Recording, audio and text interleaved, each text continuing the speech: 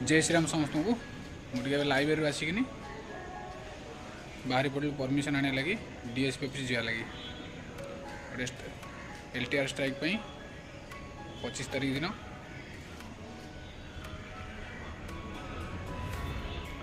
गोटे इंपोर्टाट कथा मिनिमम गोटे स्ट्राइक रे आमर 10 ରୁ 15 दिन लॉस हो आम लाइब्रेरी आसु सत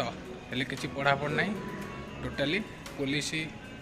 तापर कोर्ट एफिडेविट कोर्ट को जा पुलिस थाना को जा एठिक जा सेठिक जा टोटाल आम 10 ରୁ 15 दिन आम लॉस हो मोर 27 तारीख दिन आर एग्जाम अच्छे टोटाली मुझे किसी पढ़ी आप देखिपे टोटाली वर्षा पाग अच्छे जस्ट रिसेंटली वर्षा होता तथापि आम जो परमिशन आणबू हेल्ले आपण मैंने गोटे दिन भी टाइम दौना कारण आम जो मैंने परमिशन आणु से हैरान आपण मैंने गोटे दिन भी समय दौना